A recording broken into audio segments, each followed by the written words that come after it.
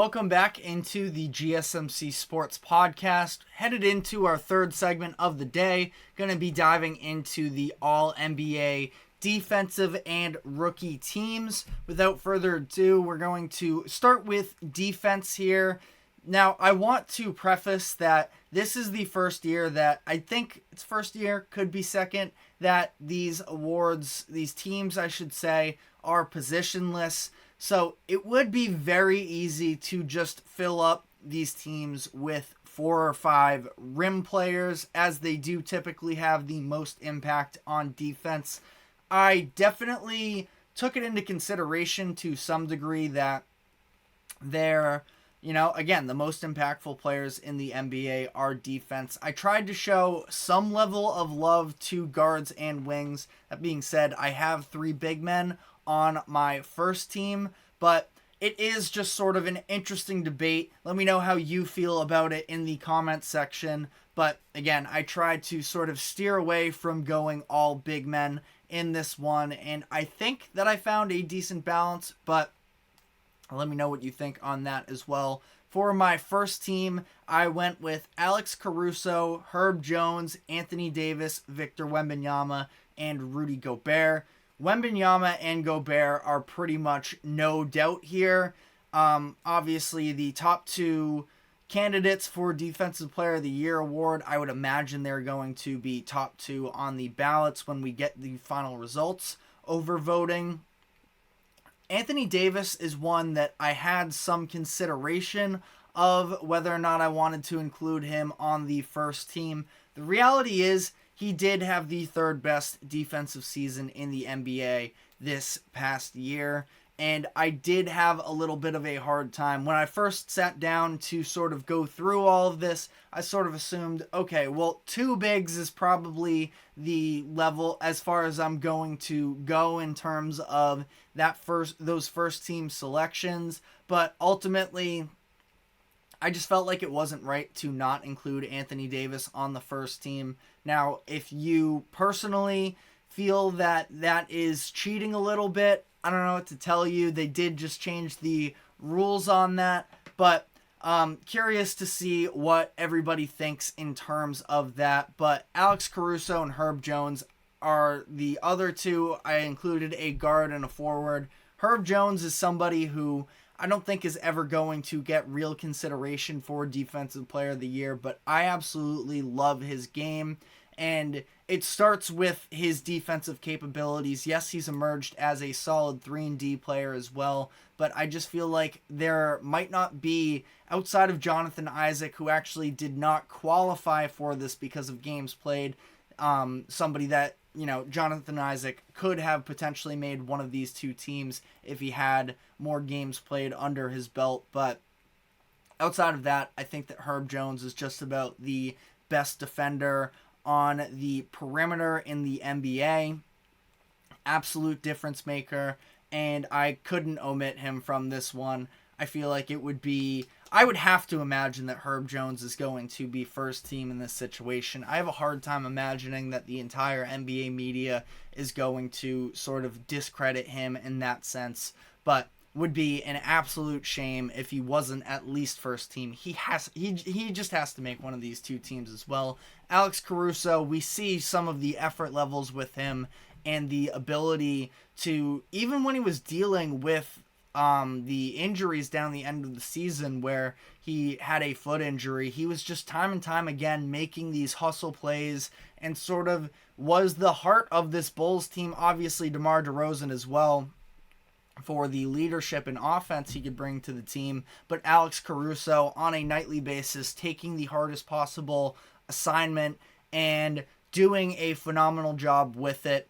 Was hard to omit him. Now, he was probably the one on this first team list that I sort of volleyed back and forth with. I think that there were some other guards that could have slid into consideration, but I ended up going with Caruso for the first team. And on the second team, I have Derek White, Drew Holiday, Jalen Suggs, Jaden McDaniels, and Bam Adebayo.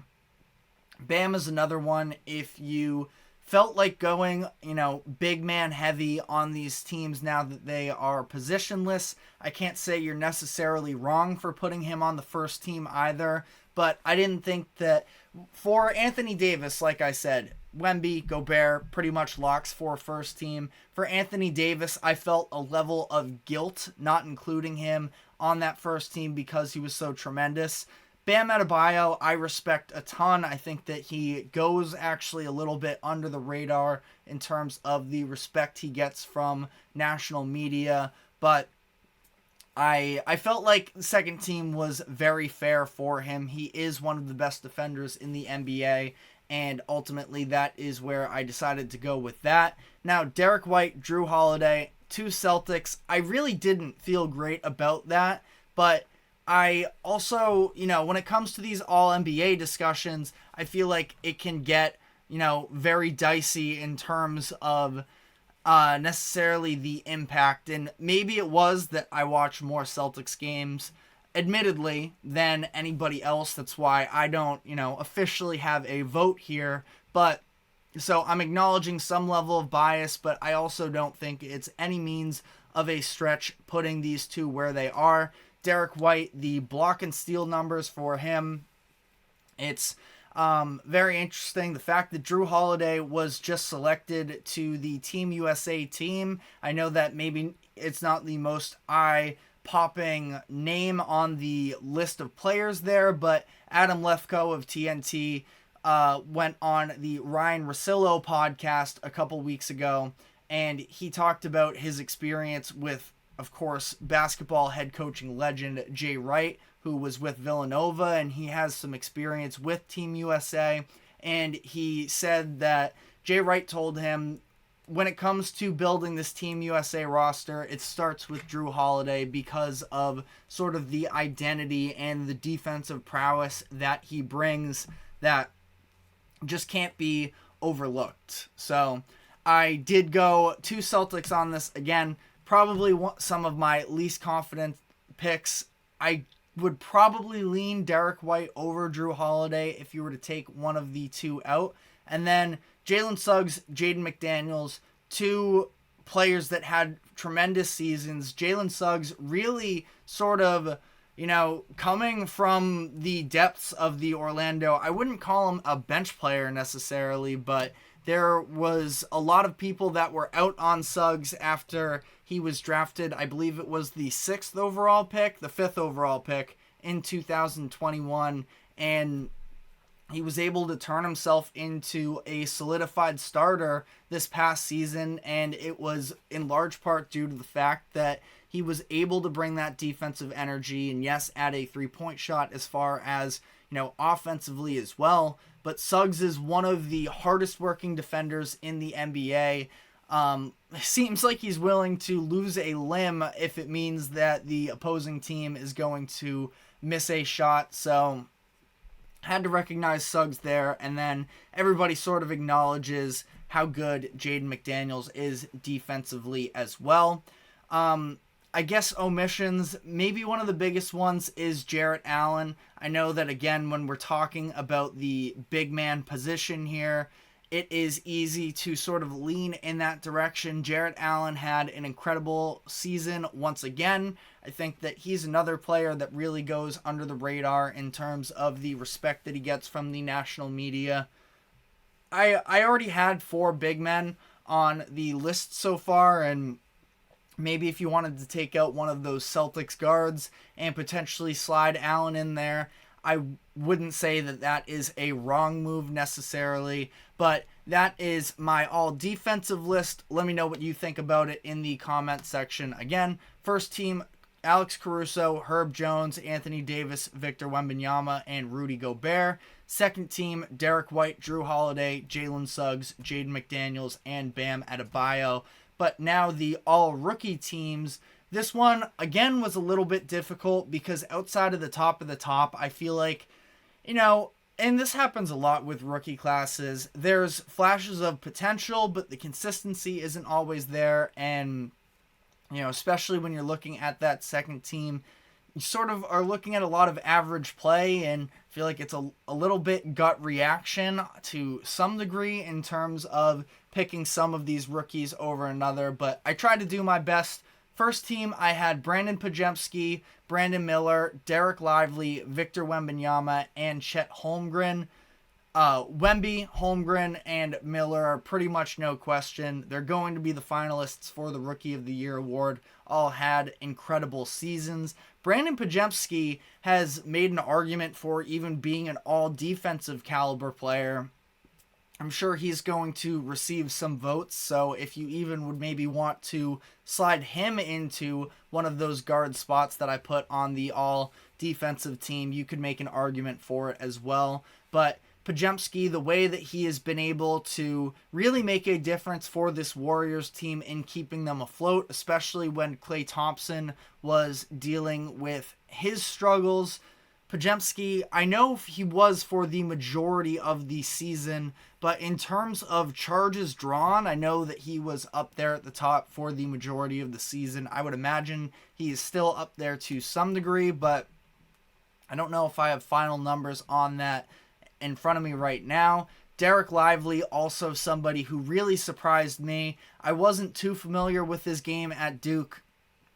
Clearly there was a struggle with that Duke team last year in terms of the spacing, and now that Lively can fit into this system, he is the perfect big to put with Luka Doncic and Kyrie Irving for the ability to be a much better defender from day one than I ever really expected. Got himself into foul trouble a little bit early on, but outside of that was able to work through it.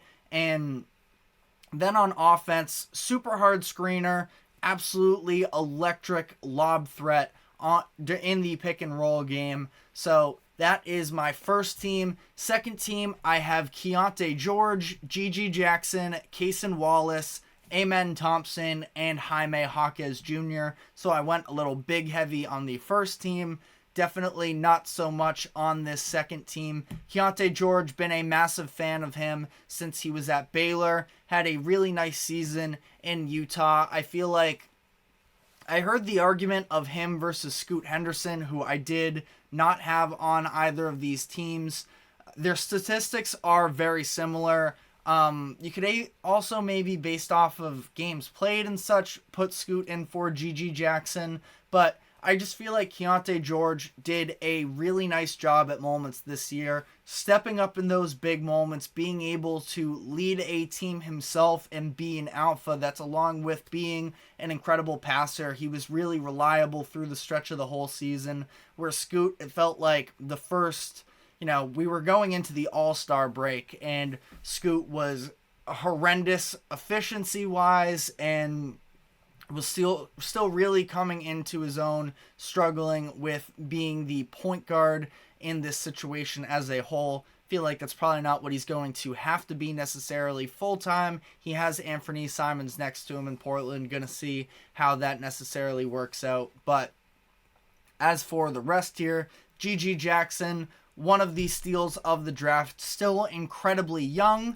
and has put on some massive scoring performances, especially during the second half of the season. Cason Wallace, one of the less talked about Oklahoma City young pieces, but he comes in, plays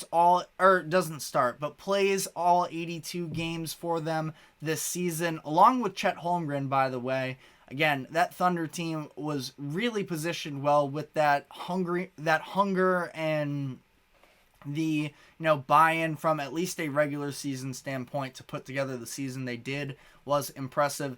Amen Thompson, during the second half of the season, also really got his offense going.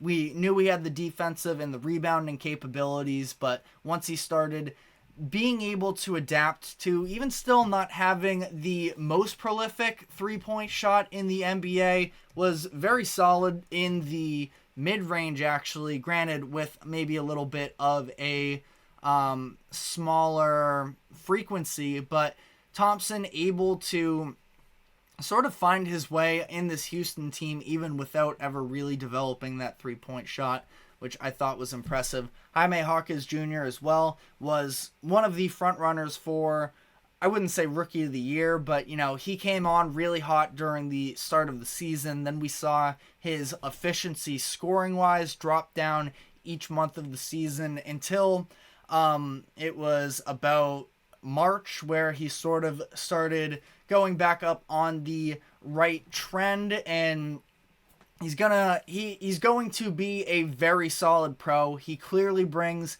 that level of experience after playing a handful of years at UCLA, being on some really good teams there, and now Miami is going to be leaning on him in the playoffs this upcoming year. So we will see. Again, no Scoot Henderson for me, as much as it did hurt me to do so. I also did not put in Trace Jackson Davis, who I know is sort of a fan favorite, but in terms of what they were asked to do and sort of the flashes, I didn't think he necessarily fit in with the rest of the 10. So again, one last recap: Brandon Pajemski, Brandon Miller, Derek Lively, Victor Wembanyama, and Chet Holmgren on the first team. Keontae George, Gigi Jackson, Cason Wallace, Amen Thompson, and Jaime Jaquez Jr. on the second team. But we are going to be taking our final break of the show now, and when we come back on the other side, want to finish out the show by talking about Giannis Antetokounmpo's injury and the updates surrounding his status headed into the playoffs. So stick with us, and we will be right back.